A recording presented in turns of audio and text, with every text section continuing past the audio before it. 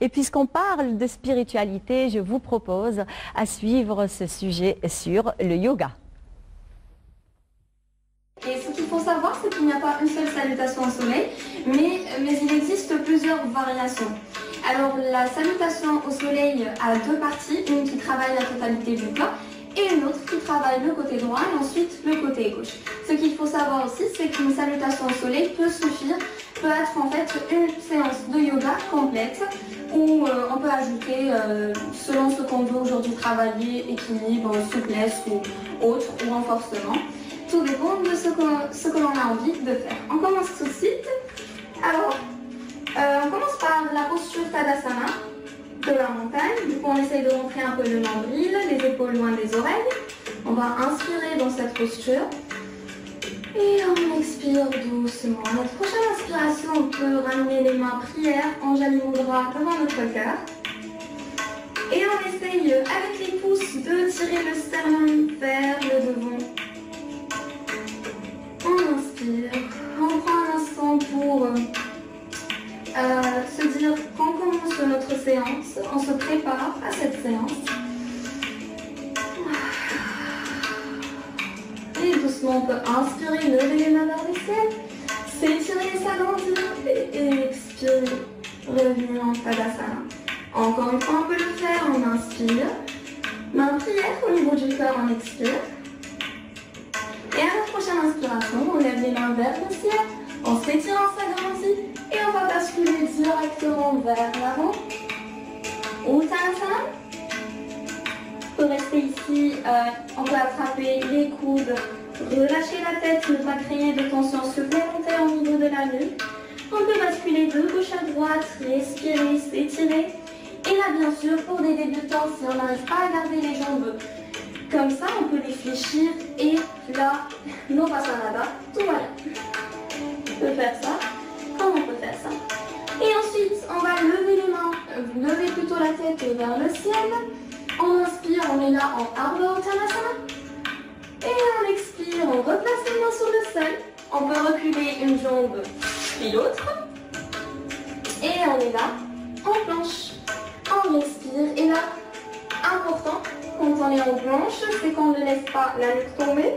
Ou alors, on ne lève pas trop la tête. C'est-à-dire qu'il faut imaginer que la nuque est une belle extension de la colonne vertébrale.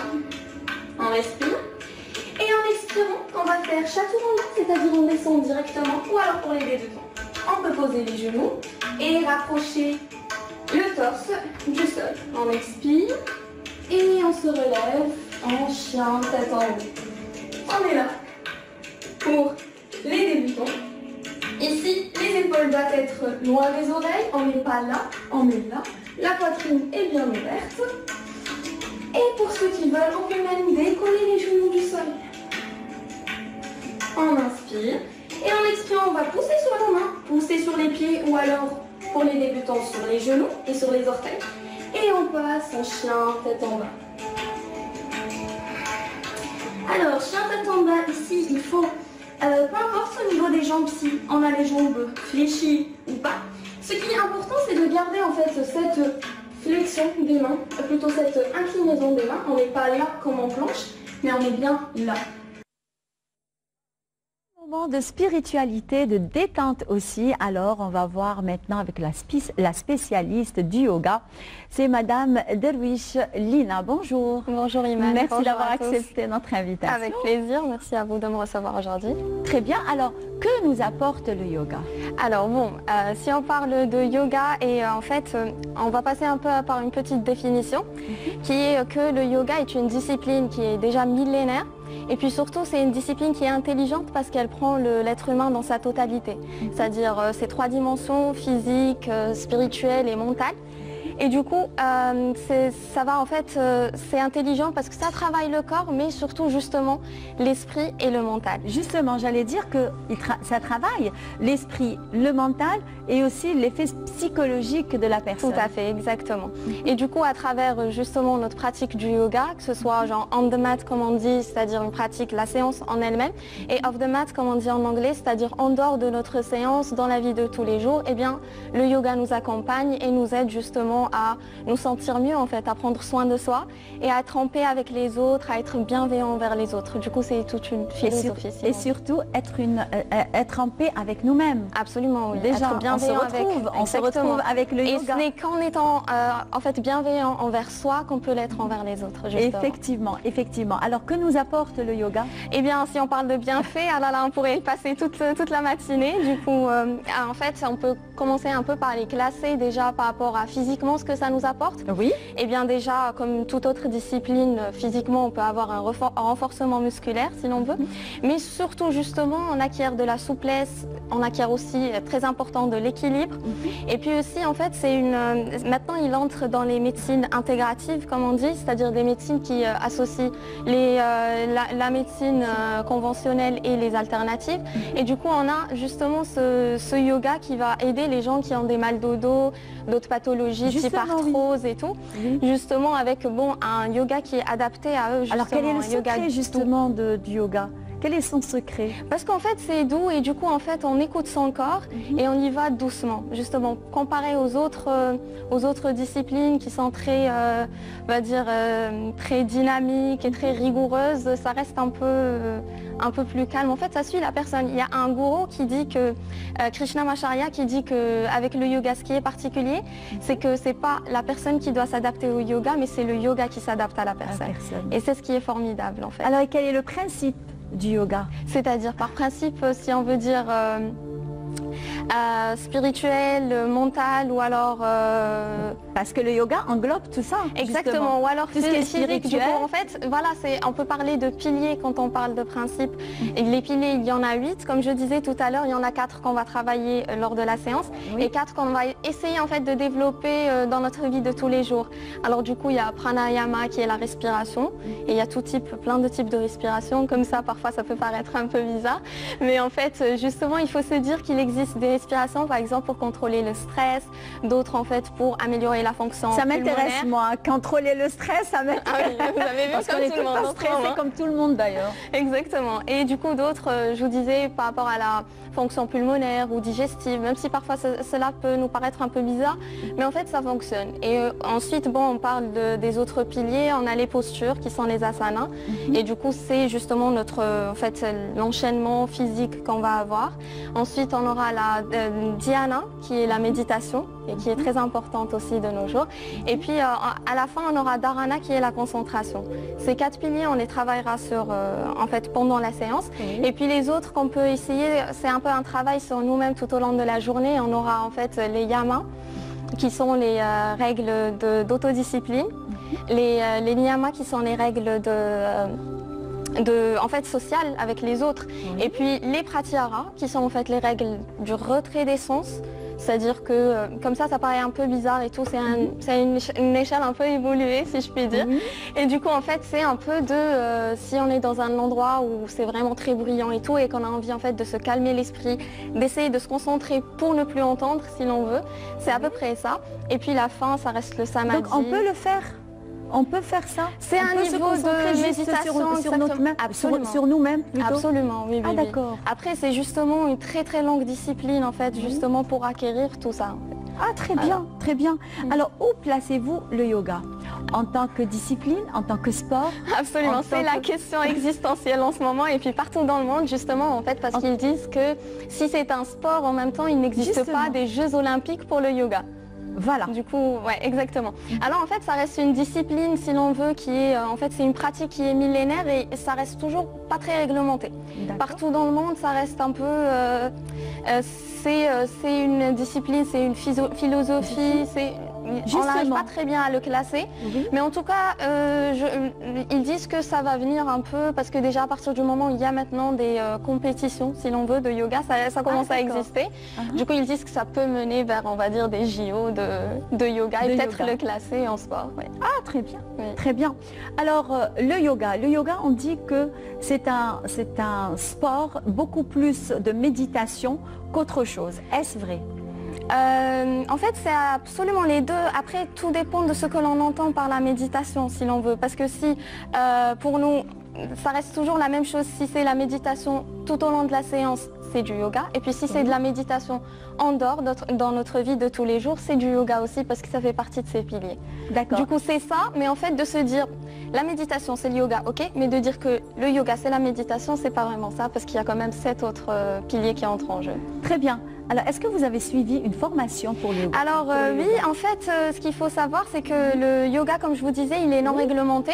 Et du coup, en fait, partout dans le monde, notamment surtout dans les pays européens, il y a par exemple plus de 1500 formations en fait, pour faire du yoga dans chaque pays. Et du coup, en fait, il n'y a pas un diplôme qui est officiellement reconnu. Pas un seul, oui.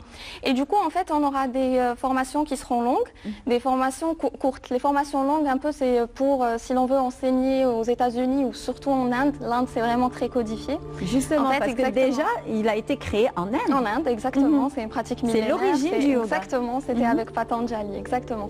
Et après, en fait, on aura les formations courtes, un peu qui font l'affaire partout ailleurs dans le monde. Combien de temps? Les formations longues, elles comptent entre 200 heures et 500 heures. D'accord. Après, réparties sur 2 ans, 3 ans. Et puis les autres, en fait, ça dépend, comme on dit, des stages d'été, des stages, des journées, comme on dit. Donc ce sont juste des initiations, en fait. Oui, si l'on veut, exactement. Du coup, ça reste entre une semaine, un peu comme ça. Après, ça dépend, en fait, ce sont des horaires qui sont répartis selon l'emploi du temps de la personne. Du coup, c'est beaucoup plus ça. D'accord, juste une dernière question avant justement une séance de yoga, une petite séance de yoga. Donc, est-ce qu'on est obligé d'être souple pour pratiquer le yoga? Non, en fait, justement, c'est ce qui est un peu contradictoire parce que si on dit qu'on a envie de manger, il ne faut pas avoir le ventre plein pour manger. Justement. Du coup, non, absolument pas. Il faut commencer à son rythme et puis c'est surtout ça le yoga, en fait. On le voit que c'est magique au niveau de l'assouplissement des muscles et tout. On va vraiment acquérir de la souplesse petit à petit.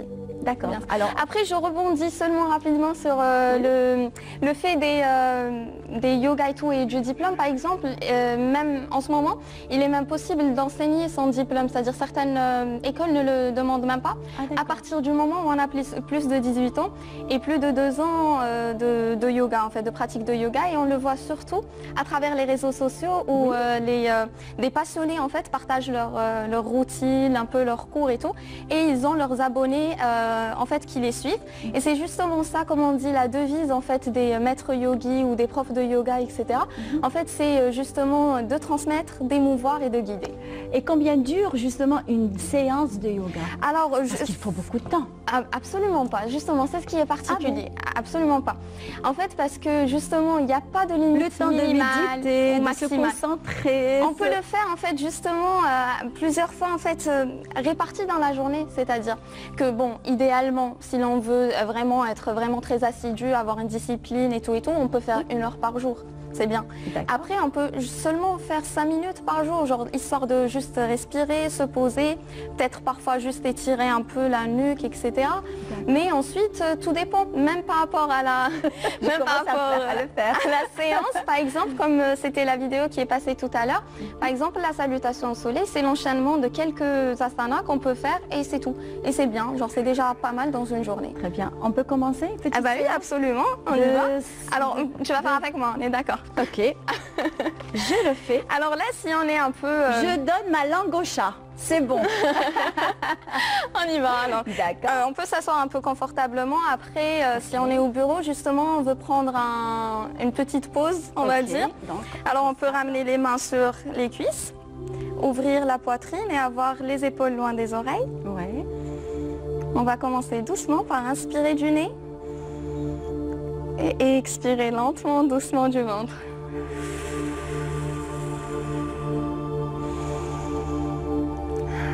Pour ceux qui le souhaitent, ils peuvent ramener les mains au niveau du nombril, en fait, justement parce que quand on inspire, il ne faut pas garder la respiration juste ici, une respiration d'angoissé, de stressé, mais beaucoup plus évacuer. Exactement, avoir une expansion, remplir en fait l'espace qui nous entoure avec notre inspiration. Et quand on expire doucement, on relâche. Parfait. Alors là, doucement, on peut ramener l'oreille droite par-dessus l'épaule droite. Ah, droite. Ah, c'est pas grave. Et ensuite, doucement, on va dessiner un demi-cercle et ramener le menton poitrine. Et ensuite, oreille gauche par-dessus l'épaule gauche, doucement. Et vous l'aurez compris, on va dans l'autre sens. Oui. menton, poitrine. Et oreille droite par-dessus l'épaule droite. Et voilà. C'est bien. Continuez. On va inspirer, lever les mains si on peut. On peut. Et expirer, on retire. Et voilà. On relâche. On peut garder la main gauche sur la cuisse droite. Voilà. Et on crée juste une légère torsion vers l'arrière. Ça fera ça. Très bien. Donc ça fait ça. Oui. On regarde par-dessus l'épaule si l'on veut. Et doucement, on change. Et on va de l'autre côté. On respire. Parfait, on revient. Et là, en fait, on peut garder les mains, les paumes qui regardent le ciel.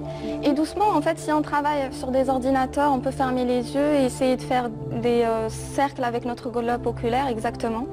Là, je risque de dormir. Voilà, exactement. Et on a brise des nez à finir. C'est pas grave, on finira ensuite après. Okay. Enfin, voilà. Et du coup, là, on est un peu régénéré pour continuer, en fait, si on est au bureau, justement, notre journée, et puis aussi pour se calmer un peu. Donc, si on est stressé, et vous justement. faites bien sûr des cours de yoga. Absolument. Bon, j'en faisais du coup parce que pour quelques raisons, notamment la pandémie en fait, Covid, et aussi parce que j'ai des études particulièrement prenantes en ce moment. Et du coup, voilà, j'attends de finir et que aussi les choses passent. Et qu'il y ait un bon déconfinement pour reprendre les cours de yoga qui... alors, vous ne m'aviez pas répondu justement à ma question. Alors, une séance de yoga, elle reste combien de temps? Une heure, une demi-heure? C'est-à-dire Ou alors ça dépend justement de, on va dire, du moment. Après, une pratique individuelle, justement, ça dépend de la personne, de son temps, etc. Mais par contre, une séance de yoga, c'est-à-dire en centre, dans une salle, ce sera beaucoup plus une heure en général. Voilà. Alors, une heure répartie, en fait, par exemple, moi, quand j'enseigne, j'ai les 10 premières minutes, on pratiquera des exercices de respiration. Du coup, c'est la partie pranayama. Est-ce qu'il y a beaucoup de personnes qui s'intéressent à cette discipline? Absolument, oui. J'étais très étonnée, en fait, parce que justement, c'est en fait comment que ça c'est parti, en fait, pour moi, parce que il y avait un ami qui ouvrait une salle et puis il m'avait demandé d'animer un peu l'ouverture avec quelques séances de yoga. Bon, je me disais oui, pas mal, ok. Et quand je l'ai fait, justement, il y avait une demande accrue.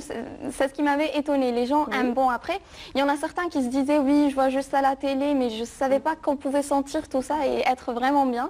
Et puis d'autres qui vraiment cherchaient ça parce qu'ils avaient déjà fait et tout. Mais... Eh bien, merci beaucoup. Merci à vous. Eh bien, j'espère de repartager avec vous une autre fois un bon moment de yoga, on va dire de spiritualité, de sport, de discipline. Merci. Alors, vous avez certainement, vous aussi, entendu parler de la réouverture des cafés, des restaurants. Absolument. Que pensez-vous? Tant attendu. Exactement. Après, oui, bon, une vie sociale nous a un peu manqué quand même. Oui. Mais ensuite, je crois que les gens font attention, du coup, ça va en fait. S'ils sont vigilants et tout, j'imagine que ça va, surtout si c'est en terrasse, ça va. Oui. Alors, je vous invite à suivre ce reportage.